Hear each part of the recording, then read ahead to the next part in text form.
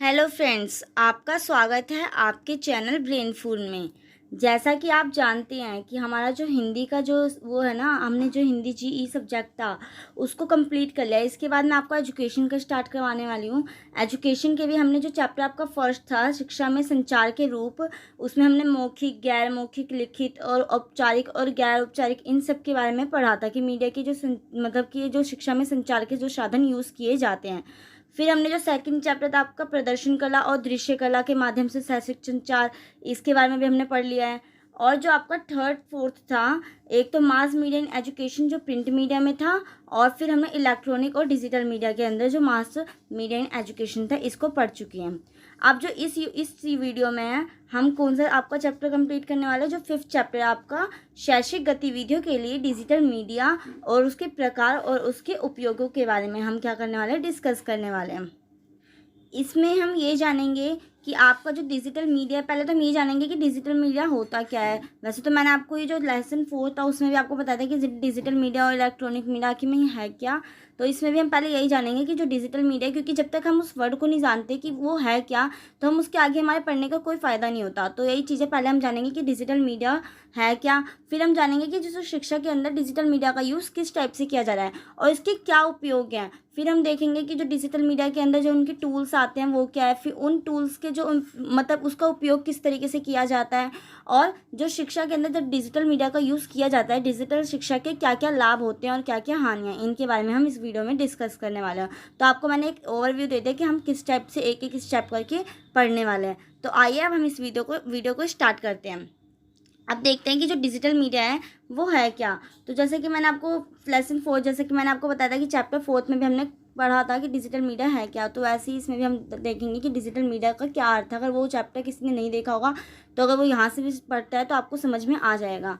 Digital media का वह रूप है ना जो वितरण के लिए इलेक्ट्रॉनिक उपकरणों का उपयोग करता है। मतलब ये है कि हम किसी भी डिजिटल मीडिया का मतलब डिजिटल चीज़ों का यूज़ करते हैं तो उसके अंदर इलेक्ट्रॉनिक माध्यम यूज़ होता ही होता है। अब जैसे आपका टीवी है या मोबाइल है, ये सब क्या, ये इलेक्ट्रॉनिक माध्यम है। और ऐसी जो प्रिंट मीडिया था, मैंने आपको उसमें पढ़ाया था लेसन जो थर्ड था आपका प्रिंट मीडिया, उसमें जैसे न्यूज़पेपर हो गए, पत्रिकाएं हो गई, मैगजीन्स हो गई, बुक्स हो गई, ये सब क्या हो जाता है, प्रिंट मीडिया होता है। और इलेक्ट्रॉनिक मीडिया का क्या हो जाता है, टेलीविज़न, रेडियो, ये सब क्या आपका इलेक्ट्रॉनिक मीडिया है।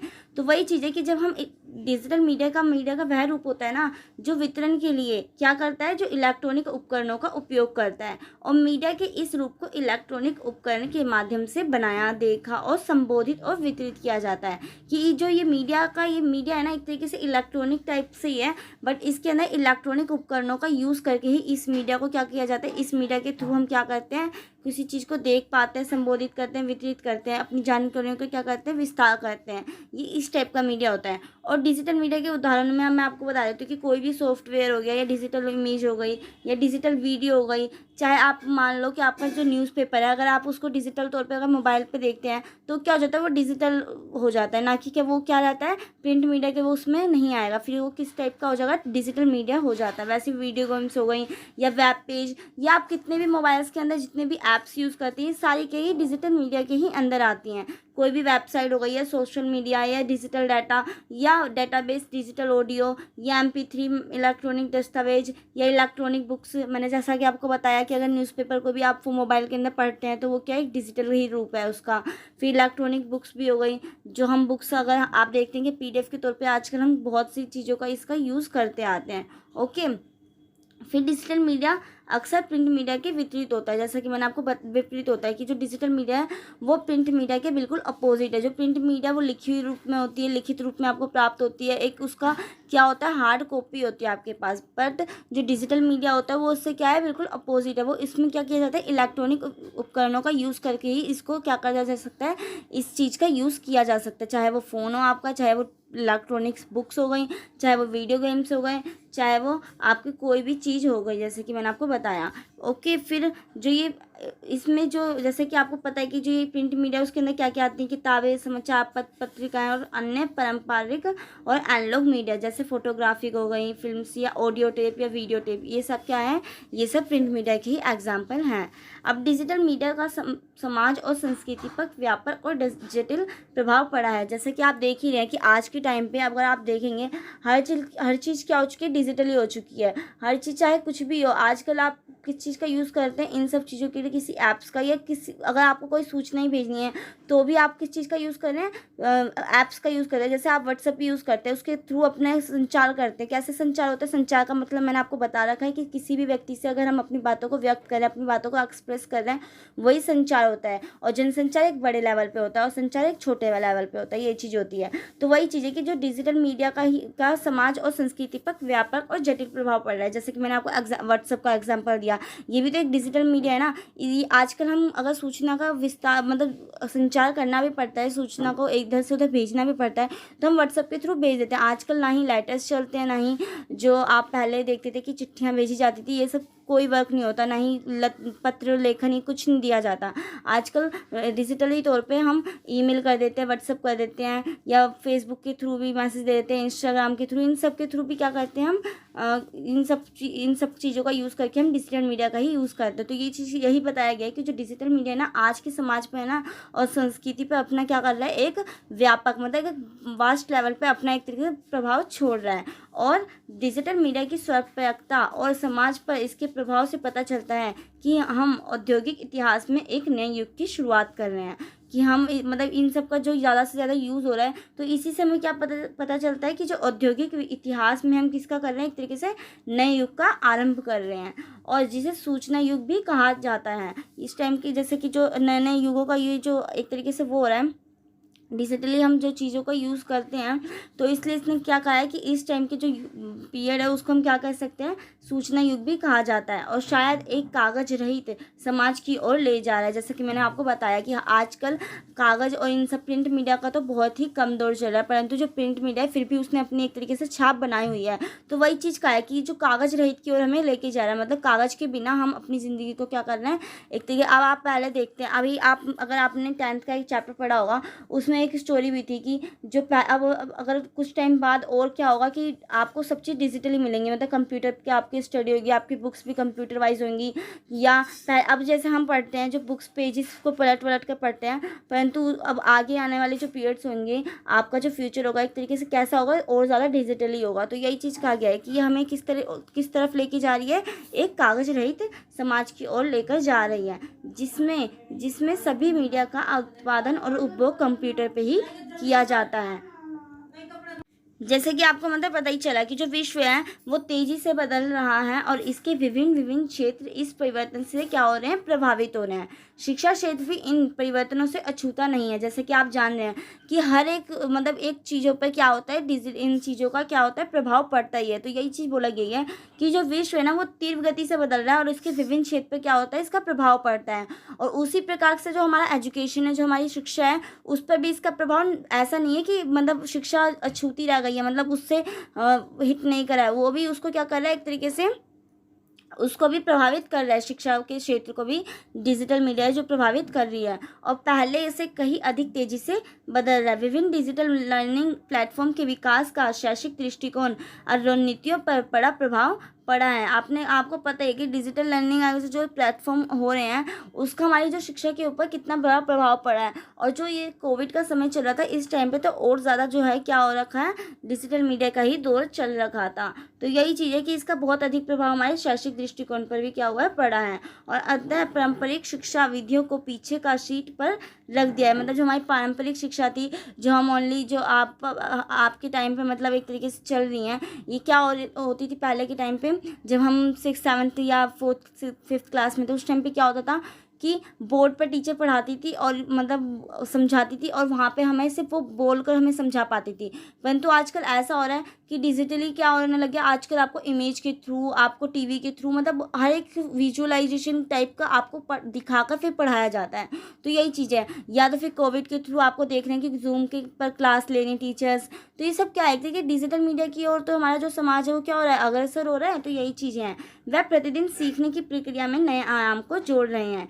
इसलिए समकालीन समय में शिक्षा एक स्कूल की भौतिकी कक्षाओं में पारंपरिक चाक और बात की पद्धति तक सीमित नहीं रहा है। मतलब एक तरीके से जो लिखकर और बोलकर जो पढ़ाया जाता था वहीं तक जब जो शैक्षिक स्कूल की जो भौतिक कक्षाएं हैं वो सीमित नहीं रह चुकी है। अब पारंपरिक स्थितियों से क्या हो चुकी है, वो और आगे बढ़ चुकी हैं। यह बहुत आगे बढ़ गई हैं और अपने दर्शन और दृष्टिकोण और शैक्षिक रणनीतियों में विकसित हुई हैं। जैसे विश्वव्यापी कोविड-19 महामारी के समय में भी शैक्षिक प्रौद्योगिकी और क्षमता में बहुत बड़ा महत्वपूर्ण बदलाव आया है। जैसे कि मैंने आपको एग्जांपल भी दिया था कि जो कोविड-19 का जब समय आया था उस टाइम पे तो और ज़्यादा डिजिटल मीडिया का यूज़ किया जाने लग गया था। मतलब कि हमारी जो प्रौद्योगिकी की जो टेक्नोलॉजी थी वो और इंक्रीज़ हो गई। लोगों ने जो जैसे हम पहले फ़ोन का ज़रा सा भी यूज़ नहीं करते थे अपनी स्टडी को लेकर, अब ज़्यादा से ज़्यादा फ़ोन का ही यूज़ होने लग गया था, क्योंकि सारी जो क्लासेस थी वो भी फ़ोन पर ही ली जाती थी, चाहे वो जूम मीटिंग या गूगल मीटिंग हो या कोई सी भी वो प्लेटफॉर्म। उन चीज़ों का यूज़ करके ही हम अपनी शिक्षा को क्या करते थे, ग्रहण करते थे। तो यही चीज़ है कि इसने क्या किया है, जो शैक्षिक प्रौद्योगिकी और क्षमता में भी क्या हुआ है, बहुत बड़ा बदलाव आया है। और जब इस महामारी में विविध पृष्ठभूमि के कई बच्चों के लिए सीमित या कोई शिक्षा नहीं थी और लंबे समय तक देश भर में स्कूलों के बंद रहने के कारण वंचित वर्गों के बच्चे, जैसे विकलांग बच्चे, दूर दराज के क्षेत्रों में रहने वाले बच्चे या प्रवासी श्रमिकों के बच्चे। जो प्रवासी श्रमिक वो होते हैं जो इधर से उधर मतलब अपना एक स्थान को छोड़कर जब दूसरे स्थान पर प्रवास करते हैं, उनके बच्चे जो होते हैं, और निर्माण श्रमिक या शरणार्थी जिनके परिवारों ने अपनी आजीविका और आय का स्रोत खो दिया था।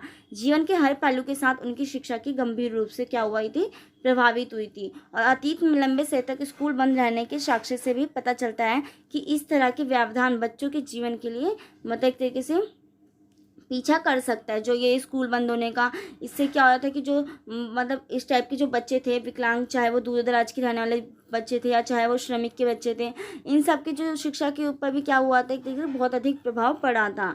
और इसलिए ये महत्वपूर्ण है कि सीखने की कमियों को पहचानने और उनको दूर करने के लिए त्वरित और बड़े पैमाने पर मानवीकृत प्रयास किए जाएं। तो यही चीज़ की गई है। अब आपने देखा कि जैसे जैसे अगर स्कूल जब बंद होने लग गए थे कोविड-19 के थ्रू, तो लोग नए नए जरियों को सोचने लगे कि कैसे हम अपनी मतलब शिक्षा को क्या कर सकते हैं, या तो ग्रहण कर सकते हैं या तो किसी को हम शिक्षा को दे सकते हैं। इस टाइप से लोगों को क्या होने लगे थे, और जागरूकता पैदा होने लग गई। लोग नए नए विचारों को सोचने लगे, उनमें नए विचार उत्पन्न होने लग गए इस कारण से। और विशेष रूप से शुरुआती ग्रेड के मामलों में भी, जहाँ सीखने की प्रगति के लिए ठोस आधारभूत कौशल आवश्यक है।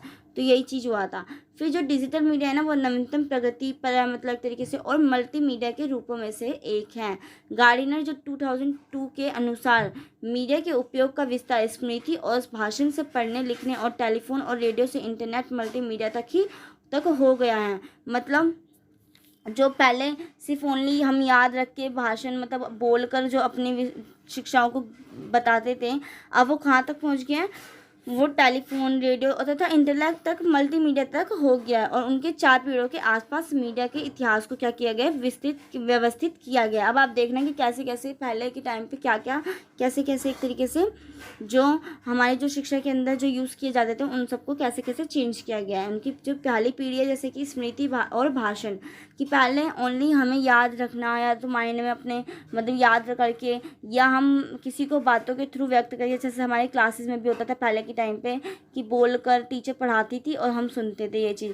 और आजकल अब क्या होने लगे, अब उसके बाद फिर धीरे धीरे क्या होने लगा, प्रिंट मीडिया का दौर आने लग गया। फिर हमें बुक्स के थ्रू भी मिलने लग गई, मतलब बुक्स मिलने लग गई, बुक्स प्रोवाइड होने लग गए, बच्चे बुक्स से पढ़ने लग गए क्योंकि प्रिंट मीडिया का दौर आ गया था। फिर उसके बाद ऐसी पीढ़ी आई कि टेलीफोन और टेलीविज़न का यूज़ होने लग गया। अब आप देखते हैं कि टेलीविज़न में भी कितने सारे आपके जो मतलब शिक्षा से रिलेटेड क्लास वाइज दिए जाते हैं। टेलीविज़न पर आपने देखा होगा कि जो फ्री के जो चैनल आते हैं उन पे कभी भी देखना क्लास 7 चल रही होगी, क्लास 8 चल रही होगी, क्लास 9 चल रही होगी, यहाँ तक कि बहुत बड़ी बड़ी क्लासेस को का भी क्या किया जाता है, टेलीविज़न पर अध्ययन कराया जाता है। तो यही चीज़ है कि ऐसी तीसरी पीढ़ी आई, फिर चौथी पीढ़ी हुई मल्टीमीडिया और इंटरनेट, फिर इंटरनेट और मल्टीमीडिया का दौर आ गया। तो इसी टाइप से ये क्या है, हमारे जो मीडिया के इतिहास को क्या किया गया है, व्यवस्थित किया गया कि मीडिया का इतिहास किस टाइप से रहा है शिक्षा के क्षेत्र में। और फिर देखते हैं हम कि शिक्षा में डिजिटल मीडिया कि मतलब कि डिजिटल मीडिया का यूज़ शिक्षा के अंदर किस टाइप से किया जाता है। शिक्षा के अंदर जो डिजिटल मीडिया है वो अपनी क्या भूमिका अदा कर रही है। तो शिक्षा में डिजिटल मीडिया का तात्पर्य होता है कि कक्षा की सेटिंग में इंटरैक्टिव मल्टीमीडिया के उपयोग से हैं, अर्थात जो डिजिटल मीडिया में सीखने के लिए एक उपकरण के रूप में कई डिजिटल सॉफ्टवेयर, डिवाइस हो गए, प्लेटफॉर्म को शामिल किया जाता है। मतलब अगर शिक्षा के अंदर किसी भी मतलब आपको डिजिटल मीडिया का यूज़ करके, सॉफ्टवेयर का यूज़ करके, किसी डिवाइस का यूज़ करके या किसी प्लेटफॉर्म का यूज़ करके जो शिक्षा में डिजिटल मीडिया का यूज़ किया जाता है। और शिक्षा में डिजिटल मीडिया का उपयोग हर दिन तेज़ी से बढ़ रहा है। जैसे कि मैंने आपको बताया कि डिजिटल मीडिया का यूज़ आजकल क्या हो रहा है, शिक्षा के अंदर बहुत अधिक बढ़ता जा रहा है और यह शिक्षा के पारंपरिक रूपों को पीछे छोड़ रहा है। जैसे कि जो पारंपरिक रूप थे, इट मीन जो प्रिंट मीडिया का दौर था शिक्षा के अंदर, उनको क्या कर रहा है, वो एक तरीके से पीछे की ओर छोड़ रहा है और डिजिटल मीडिया संचार के प्रमुख साधन के रूप में पुस्तकों के साथ प्रतिस्पर्धा करती आ रही है, जो पहले से कहीं अधिक है।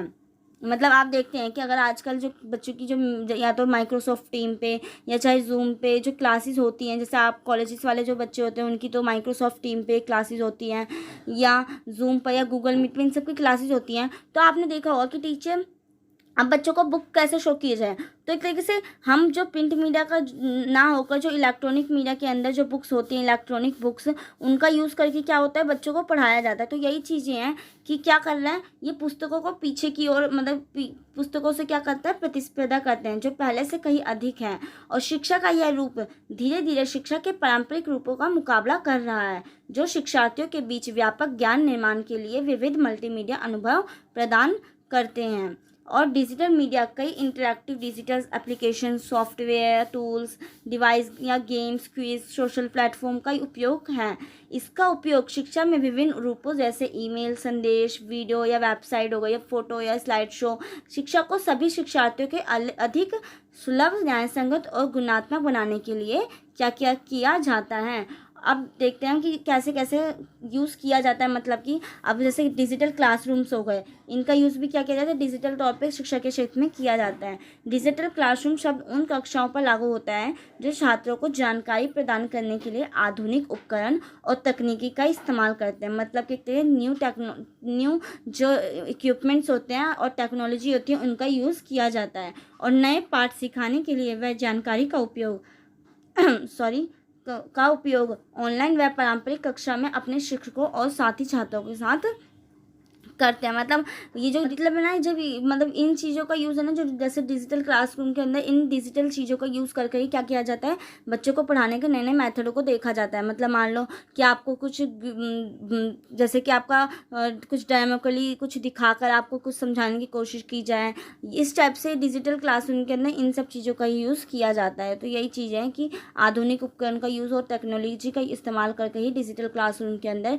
शिक्षा में डिजिटल मीडिया का यूज़ किया जाता है। फिर ऐसे ही डिजिटल तकनीकें, अब डिजिटल तकनीकों का यूज़ करके जैसे डिजिटल प्रौद्योगिकी को सभी उपकरणों, सामग्री, संसाधनों, मंचों, सेवाओं और उन लोगों के रूप में परिभाषित किया जाता है जिन्हें डिजिटल रूप में परिवर्तित या वितरित किया जाता है। मतलब डिजिटल तकनीक शिक्षण और सीखने के लिए विभिन्न लक्ष्यों को साकार करने तथा विभिन्न संसाधनों तक पहुँच को क्या करता है, बढ़ाता है। मतलब ये जो है ना, डिजिटल तकनीक है, ये शिक्षण और सीखने के विभिन्न लक्ष्यों को क्या करता है, साकार करता है। ये डिफरेंट टाइप से आपको सिखाने में मदद करता है और क्षमता निर्माण के साथ साथ शैक्षिक प्रणाली के प्रबंधन में भी एक तरीके से आपकी मदद करता है। इसमें न केवल हार्डवेयर उपकरण जैसे कंप्यूटर हो गया या सॉफ्टवेयर या एप्लीकेशन कोई हो गई, इस टाइप का यूज़ नहीं किया जाता। आपने देखा होगा कि हर स्कूल में देखते हैं, स्कूलों में क्या होता है, कंप्यूटर, इन चीज़ों का यूज़ करके आपको क्या किया जाता है, कंप्यूटर, इन सब सॉफ्टवेयर का, इस एप्लीकेशन का यूज़ किया जाता है।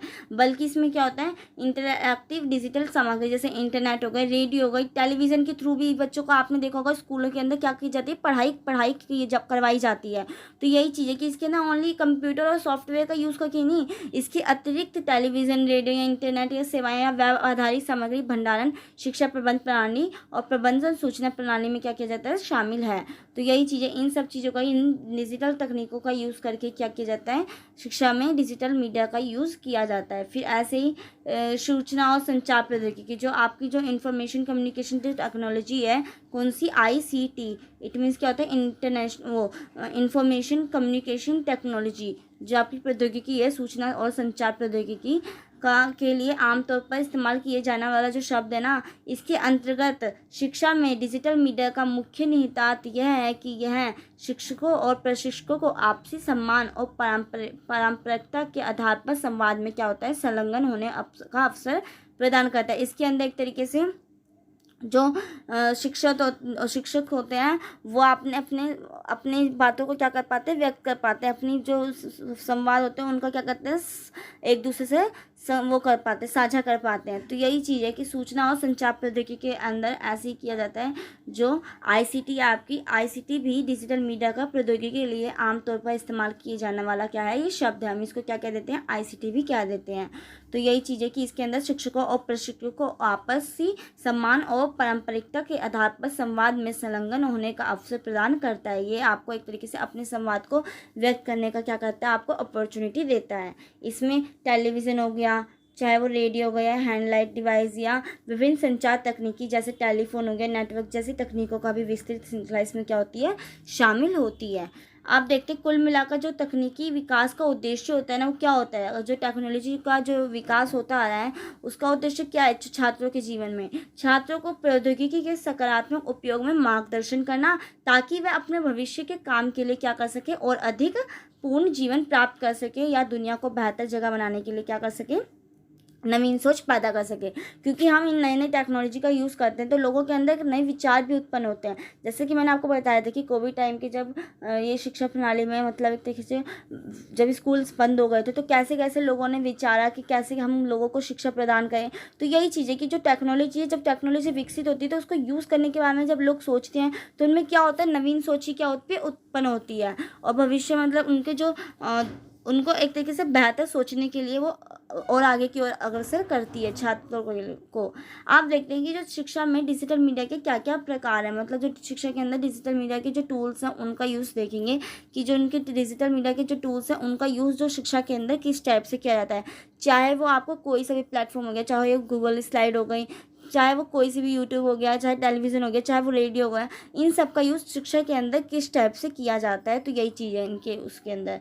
आप देखा कि जो कोविड-19 की जब महामारी में पूरी शिक्षा प्रणाली बदल गई थी, जैसा कि आपने देखा कि जो शिक्षा हम जो स्कूल में जाकर पहले बच्चों मतलब टीचर हमारे सामने होकर पढ़ाया करती थी, अब वो क्या हो गई थी, पूरी तरह से चेंज हो गई थी कोविड-19 महामारी के उस टाइम पीरियड में। तो वही चीज़ है कि कोविड-19 के तेज़ी से प्रसार के कारण एक अधिक स्थायी आभासी शिक्षा प्रणाली की आवश्यकता थी कि हाँ, एक तरह टिकाऊ भी थोड़ी सी हो, स्थायी भी हो, और उसकी जगह पे वो क्या कर सके, काम भी कर सके। तो उस टाइम पे हमें ऐसी नीड उभर कर आने लग गई थी, और डिजिटल मीडिया प्लेटफॉर्म और तकनीकी उपकरणों को लागू करने से घर में आभासी सीखने के माहौल में क्या हो रखा था, मदद मिली थी।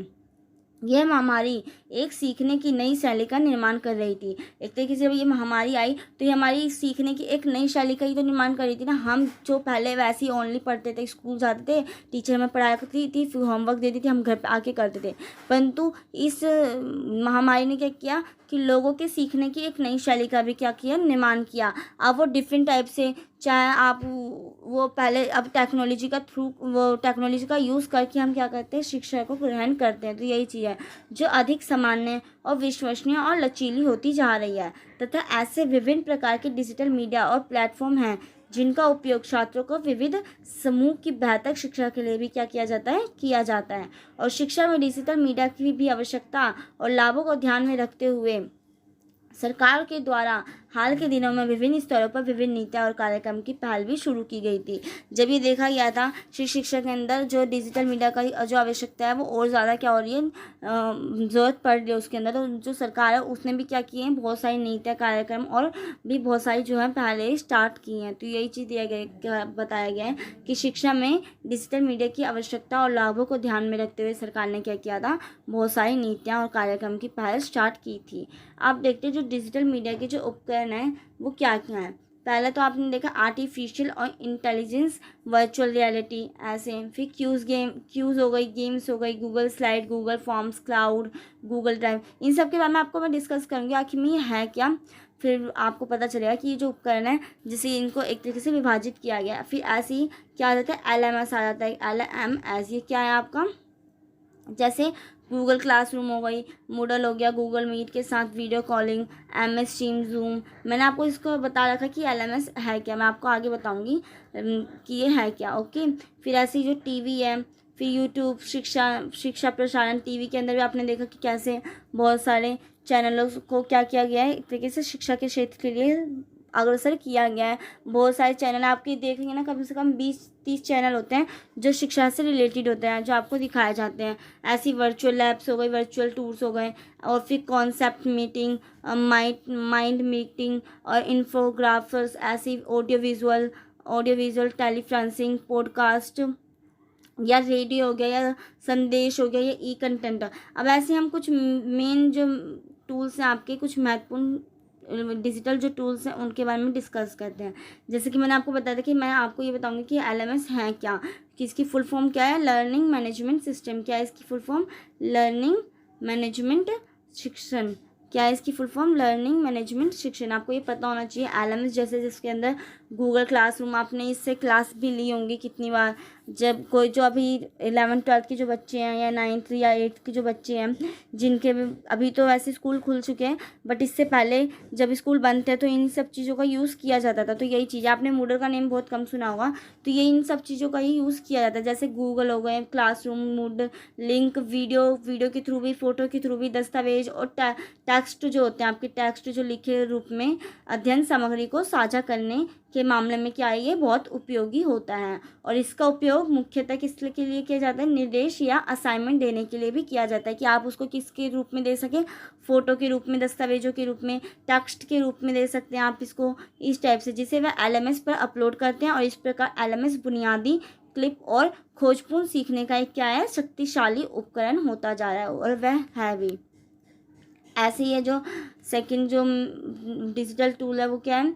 Google slide. गूगल के महत्वपूर्ण टूल में से एक है। यह विभिन्न शिक्षण अधिगम गतिविधियों में बहुत सहायक होता है, और इसका उपयोग एक सामान्य दस्तावेज बनाने में भी किया जाता है। जो गूगल स्लाइड्स होती है, इसका किस स्टेप से यूज़ किया जाता है? आपको कोई डॉक्यूमेंट्स बनाने में भी इसका क्या किया जाता है? यूज़ किया जाता है, जिसे उन लोगों द्वारा देखा व संपादित किया जा सकता है जिसके पास इसकी पहुंच होती है। मतलब जिसको एक तरीके से हम दिखाना चाहें, उस तक की क्या किया जा सकता है? पहुंचाया जा सकता है। और फिर ऐसे ही जो है डिजिटल टूल्स, इसमें टेलीविज़न आ जाता है आपका। कौन सा? टेलीविज़न हो गया, यूट्यूब हो गया। आप तो देख ही नहीं कि यूट्यूब के थ्रू भी आप आजकल कितने मतलब शिक्षण सामग्री ग्रहण कर रहे हैं। शिक्षा का सोर्स बनता जा रहा है यूट्यूब आजकल बहुत ज़्यादा। और यूट्यूब पे हर टाइप के आपको चीज़ें देखने को भी मिलती है, जिससे आप क्या करते हैं, कुछ ना कुछ सीखते ज़रूर हैं। ऐसी जो टेलीविज़न है, टेलीविज़न के थ्रू भी उसमें भी बहुत सारे ऐसे कार्यक्रम या बहुत ऐसी चीज़ें दिखाई जाती हैं जो आपके शिक्षा के लिए बहुत इंपॉर्टेंट होती हैं। फिर डिजिटल शैक्षिक चैनल ऐसे ही दिखाए जाते हैं। ओके, ये सारे डिजिटल उपकरण के लिए हाल में ही सरकार और विभिन्न अन्य एजेंसियों द्वारा केंद्रित और अच्छी गुणवत्ता वाली शैक्षिक डिजिटल सामग्री लेकर आई है। टेलीविज़न, यूट्यूब और डिजिटल शैक्षिक चैनल कोविड-19 महामारी के बीच विविध शिक्षार्थियों के लिए क्या हुए थे? ये विशेष रूप से बहुत उपयोगी साबित हुए थे। जब कोविड-19 महामारी हुई थी, इस टाइम स्कूल कॉलेज सब बंद हो चुके थे, तो लोग किससे एक तरीके से शिक्षा ग्रहण करते थे? चाहे वो रेडियो या चाहे वो टेलीविज़न या यूट्यूब, इसके थ्रू लोग क्या करते थे? अपनी जो है एक तरीके से अपनी नॉलेज को इंक्रीज़ करते थे, अपनी शिक्षा को ग्रहण करते थे। जब स्कूलों में एक तरीके से टीचर भी लोगों को ज़्यादा से ज़्यादा कुछ इन टाइप से डिजिटल मीडिया का यूज़ करके ही छात्रों तक अपनी क्या करती थी, सूचना को, मतलब एक तरीके से अपने शिक्षण को क्या कहते थे, लोगों तक पहुंचाती थी। जो छात्र होते थे उन तक पहुंचाने में वो उनकी मदद करती थी। फिर ऐसी 4 टूल्स हैं। गूगल ड्राइव, यह उस व्यक्ति के लिए उपलब्ध डिजिटल स्थान है ना जिसके पास उसका जीमेल खाता होता है। और यहाँ विजुअल ईमेल ID तो आपको पता ही है। यहाँ विजुअल वर्ड फाइल या PPT हो गई, जो आपकी PPT होती है, या वीडियो के रूप में डाटा के साथ विभिन्न महत्वपूर्ण फाइलों और फोल्डरों को ऑनलाइन स्टोर किया जा सकता है। मतलब आप इसके अंदर ये कर सकते हैं कि बहुत सारे जो आपके डॉक्यूमेंट्स होते हैं, चाहे वो आपकी बुक्स की PDF हो गई या कुछ भी, या वीडियोज़ हो गई या PPT हो गई, इन सबको क्या कर सकते हैं आप? ऑनलाइन ही क्या कर सकते हैं? फोल्डर्स के रूप में क्या कहते हैं, स्टोर कर सकते हैं। और किसी भी की ज़रूरत पर भी, कहीं पे भी, किसी भी तरह आपकी क्या कर सकते हैं, इसको प्राप्त कर सकते हैं, इसको एक्सेस आप कर सकते हैं, इसको प्राप्त किया जा सकता है। अब ऐसी हो गई टेली कॉन्फ्रेंस। ये क्या है? टेली कॉन्फ्रेंस 2 से अधिक लोगों के बीच एक लाइव ऑडियो वीडियो मीटिंग है। मतलब जो ऑडियो वीडियो जो मीटिंग होती है, जिसमें आपकी एक तरीके से वीडियो भी दिखाई देती है और आप बोल भी पाते हैं, जैसे जूम मीटिंग या आपने देखा होगा। यह दूर दराज के लोगों को जोड़ने और महत्वपूर्ण मुद्दों पर चर्चा करने का एक अच्छा साधन बनता जा रहा है।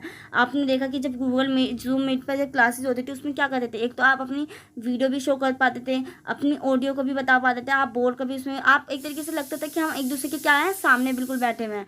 ऐसा फील ही नहीं होता था कि हम एक तरीके से दूर बैठे हैं। और यहाँ तक कि बहुत दूर दूर रहने वाले लोग भी इसको क्या कर सकते हैं, आपस में कनेक्ट हो सकते हैं। तो इसका यही चीज़ यूज़ है, टेलीकॉन्फ्रेंसिंग।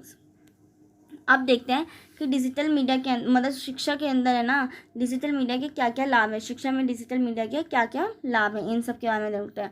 क्योंकि डिजिटल मीडिया का एक तरीके से बहुत सारे ही लाभ हैं। क्योंकि डिजिटल मीडिया जब कोविड-19 की जब महामारी आई थी, किसी भी सिचुएशन में डिजिटल मीडिया शिक्षा के अंदर बहुत महत्वपूर्ण रोल अपना एक तरीके से अदा करती है। क्योंकि ये अगर हम वहाँ पे कोई मतलब स्टूडेंट वहाँ पे ना भी प्रेजेंट हो, उसको भी ये आसानी से प्राप्त हो जाए। क्योंकि आपने देखा होगा रिकॉर्डिंग लेक्चर हो जाते हैं या रिकॉर्डिंग क्लासेस कर देते हैं। तो इससे क्या होता है, अगर वहाँ पे उस टाइम पे वो किसी भी सिचुएशन में वो क्लास लेने के लिए मतलब कि नहीं वो हो पाता, नहीं ले पाता किसी भी सिचुएशन की वजह से, परंतु वो बाद में भी क्या कर पाता है, वो ले पाता है। जैसे अब आप ये देखेंगे, अगर मैं आपको ये भी क्लास दे रही हूँ, अगर ये लाइव क्लास होती तो अभी तो आप ले पाते, फिर बाद में भी आप इसका क्या कर सकते हैं, अगर आपको कुछ समझने में प्रॉब्लम हो रही है तो आप दोबारा से इसको क्या कर सकते हैं, जो रिकॉर्ड क्लास होती है उनको वापस से आप क्या कर सकते हैं, देख सकते हैं। तो यही चीज़ है कि शिक्षा में डिजिटल मीडिया के बहुत सारे लाभ हैं। अब उनको एक एक लाभ को मैं बहुत अच्छे से डिस्कस करने वाली हूँ।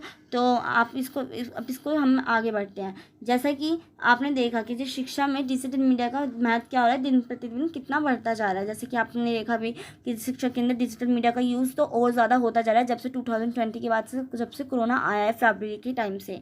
आधुनिक समाज में लोग डिजिटल मीडिया का दैनिक और निर्बाध रूप से उपयोग करते हैं। आधुनिक जो समय चल रहा है आजकल, टाइम पीरियड ऐसा चल रहा है ना कि इसका यूज़ बिना रोके और दैनिक यूज़ में एक तरीके से दैनिक तौर पे प्रतिदिन किया जा रहा है। और डिजिटल मीडिया के सभी रूपों का दैनिक उपयोग हमारे जीवन का एक महत्वपूर्ण हिस्सा बन गया है। अब देखते हैं कि डिजिटल मीडिया में से मतलब शिक्षा में डिजिटल मीडिया से बहुत अर्थात निम्नलिखित लाभ हैं। हम उन लाभों को हम डिस्कस करते हैं कि मैंने पॉइंट वाइज लिख रखे हैं आपको, कि आपको समझने में और आपको कंफ्यूजन भी वो क्रिएट नहीं करेगा और आपको अच्छे से क्लियरिफिकेशन भी होती जाएगी उन सब चीज़ों के ऊपर। अब जैसे इसका ये जो पहला लाभ है वो ये है कि डिजिटल मतलब जो शिक्षा में डिजिटल मीडिया का ये लाभ है ना, कि छात्रों को कई संसाधनों के साथ किसी विषय को समझने में मदद व सहायक होता है। जैसा कि आपने देखा कि डिजिटल मीडिया के डिजिटल क्लासरूम में किस टाइप से बहुत सारी चीज़ों का यूज़ करके और फिर छात्रों को क्या किया जाता है, ऐसा एनवायरनमेंट क्रिएट किया जाता है कि छात्रों को बहुत अच्छे से समझ में आए और ज़्यादा से ज़्यादा उनको क्या कर सके, वो उस पर अपना ध्यान केंद्रित कर सके। तो यही चीज़ है कि बहुत सारे संसाधनों का यूज़ करके ही हम किसी विषय को समझाने में क्या होता है, ये डिजिटल मीडिया बहुत सहायक होती है। दूसरा इसका ये लाभ है कि जब छात्र किसी भी पाठ्यक्रम में डिजिटल तकनीक का उपयोग करते हैं ना, तो कक्षा के सभी छात्रों के पास उन डिजिटल कौशल को सुधारने का क्या होता है, अवसर होता है। एक तरीके से उनके पास वो डिजिटल तकनीकों को यूज़ करके अपने पाठ्यक्रम में भी उन चीज़ों का हेल्प करते हैं और अपने कौशलों को और क्या कर सकते हैं, उनके पास अपने कौशल को और सुधारने की क्या होती है, अपॉर्चुनिटी होती है उनके पास अपने कौशलों को सुधारने की। तो यही चीज़ है। अब तीसरा इसका यह लाभ है कि जब विभिन्न महत्वपूर्ण मीडिया जैसे प्रिंट मीडिया का डिजिटलाइजेशन किया जाता है। अब आपने देखा कि कैसे कैसे जो प्रिंट मीडिया है वो भी क्या हो रही है, डिजिटल मीडिया के अंदर ही अंतर्गत आती है। ये जैसे इलेक्ट्रॉनिक बुक्स हो गई, इलेक्ट्रॉनिक ऑडियो वीडियोज़, ये सब क्या है, यही चीज़ और इनका क्या हो रहा है, डिजिटलाइजेशन किया जाता है। तो ये महत्वपूर्ण गुणवत्ता शिक्षण अधिगम में क्या हो जाती है, बहुत उपयोगी, और ये शिक्षा की पहुँच और गुणवत्ता को भी क्या करती है, बढ़ाती है। क्योंकि जो इसकी पहुँच है वो भी आसान हो जाती है और एक तरीके से शिक्षण अधिगम में भी क्या है, एक तरीके से बहुत उपयोगी होती जा रही है। इसकी जो गुणवत्ता है वो और इंक्रीज़ होती है। क्योंकि आप किसी भी अगर डिजिटल तौर पे किसी भी चीज़ों को आप पढ़ेंगे, आपको पढ़ाया जाएगा, तो वो आपको और ज़्यादा क्या लगती है, रोमांचक लगती है। एक तरीके से बहुत ज़्यादा आप उसके अंदर इंटरेस्ट लेकर भी उसको पढ़ते हैं। तो यही चीज़ है कि डिजिटल मीडिया का वो मतलब जो प्रिंट मीडिया है उनका डिजिटलाइजेशन किया जाता है, तो क्या करते हैं, ये गुणवत्तापूर्ण शिक्षण अधिगम में बहुत उपयोगी साबित होती है। अब देखते हैं फोर्थ पॉइंट इसका ये है इसके लाभ में कि शिक्षा में डिजिटल मीडिया का यह भी लाभ है ना कि यह छात्रों को व्यस्तता को बढ़ाने में मददगार होती है और यह छात्रों को कई संसाधनों के साथ कठिन अवधारणाओं के माध्यम से भी काम करने में क्या करती है, मदद करती है। जो डिजिटल मीडिया है ये छात्रों को क्या करती है, व्यस्त बनाने में भी एक तरीके से मदद करती है, क्योंकि डिजिटल मीडिया के थ्रू जब शिक्षा ग्रहण की जाती है तो ये छात्रों को क्या करती है, आपस में उनकी व्यवस्था को बढ़ाने में भी क्या होती है, मददगार होती है और संसाधनों के साथ कठिन अवधारणाओं के माध्यम से भी काम करने में क्या होती है, बहुत हेल्पफुल होती है। जो शिक्षा में डिजिटल मीडिया का इस टाइप से भी एक लाभ है। अब डिजिटल जो शिक्षा है इसका यह भी लाभ है ना कि यह उपयोगकर्ता के अनुकूल होती है। जैसे कि आप कहीं भी हो, कहीं आप जैसे मान लो आप कहीं अगर आप क्लास में अटेंड नहीं हो पाते हो, परंतु डिजिटल मीडिया के अंतर्गत ये क्या होता है कि ये आपको क्या करते हैं, कहीं भी आसानी से क्या कर सकते हैं, आप इसको अपने पाठ्यक्रम को पढ़ पाते हैं अगर ये डिजिटली तौर पर आपको ये जो शिक्षा दी जाती है उसके अंतर्गत।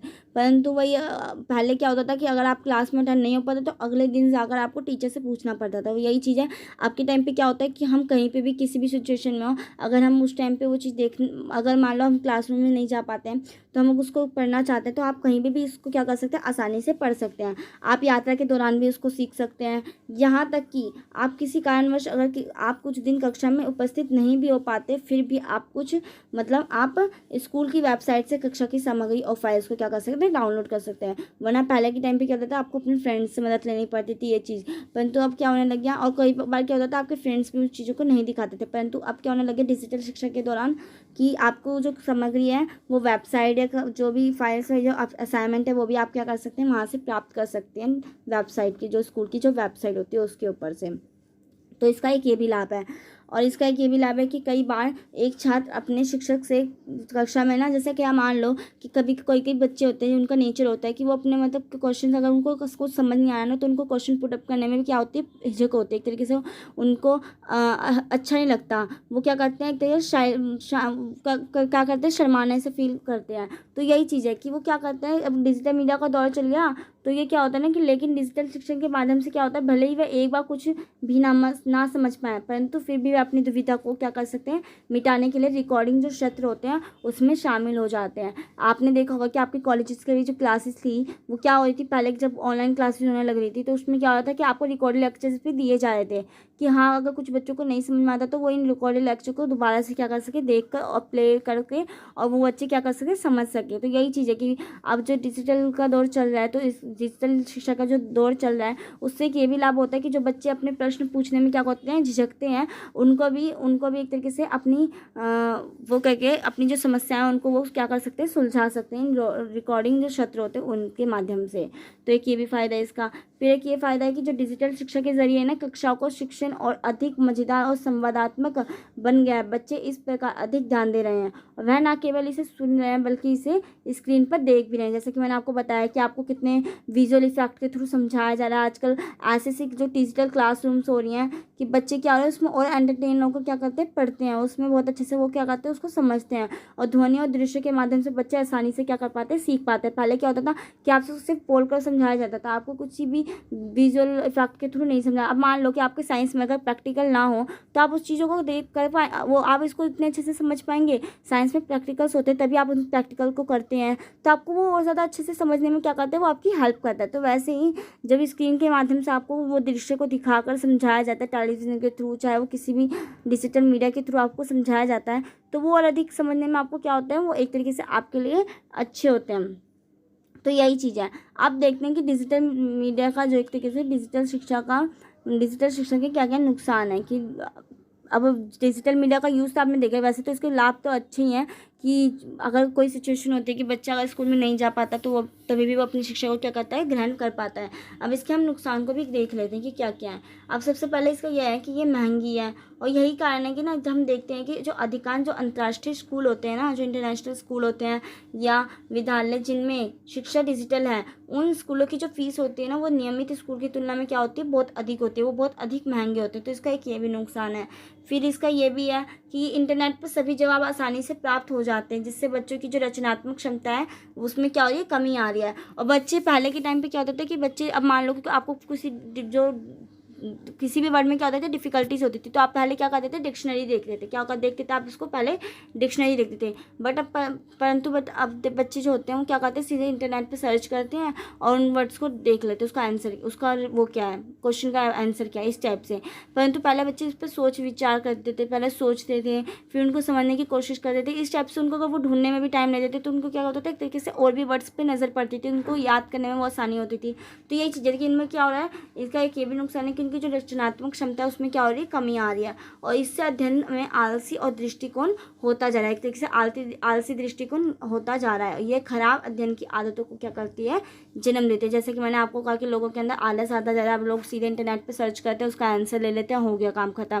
परंतु पहले इंटरनेट नहीं था, मतलब इंटरनेट जब डिजिटल मीडिया का यूज़ बहुत कम किया जाता था, तो उस टाइम क्या होता था कि बच्चे खुद ही उन क्वेश्चन का आंसर ढूंढने की बहुत सी बुक्स में पढ़ते थे, और जब वो बुक्स को पढ़ते थे तो उसमें ऐसी और भी अन्य बातें होंगी, ये तो ना कि आपको सीधे आंसर मिल जाता है, आपको और ऐसी अनोखी अन्य बातें देखने को मिलती होंगी। तो अगर आप उसको पढ़ते होगे तो आपको और अच्छा सीखने को कुछ मिलता ही होगा।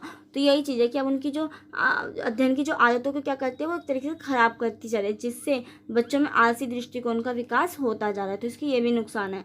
इसलिए डिजिटल शिक्षा से फ़ायदा और नुकसान दोनों है। इसलिए जब भी छात्र ऑनलाइन तकनीक का उपयोग करके क्या करते हैं, अपनी क्लास को लेते हैं, तो कभी भी अपने माता पिता वरना शिक्षकों के द्वारा उन्हें ठीक से क्या किया जाना चाहिए, निर्देशित किया जाना चाहिए। उनको एक तरीके से अपने माता पिता वरना शिक्षक के अध्ययन के मतलब उनके समक्ष ही क्या करना चाहिए, उस शिक्षा को ग्रहण करना चाहिए, जिससे वो और अधिक नाजायज़ फ़ायदा उसका ना उठा सके। तो यही चीज़ है। अब आपने देखा कि ये जो डिजिटल मीडिया का जो हमारा जो 5th चैप्टर है वो कंप्लीट होता है। अगर आपको इस चैप्टर में किसी भी चीज़ से प्रॉब्लम, कोई चीज़ नहीं समझ में आई हो, तो आप मुझे इसमें पूछ सकते हैं, कमेंट सेक्शन में कमेंट कर ज़रूर पूछना। और हाँ, कई बच्चों के मैंने कमेंट देखे कि मैम आप इसके ऊपर वीडियो बनाइए, मैम आप इसके ऊपर वीडियो बनाइए।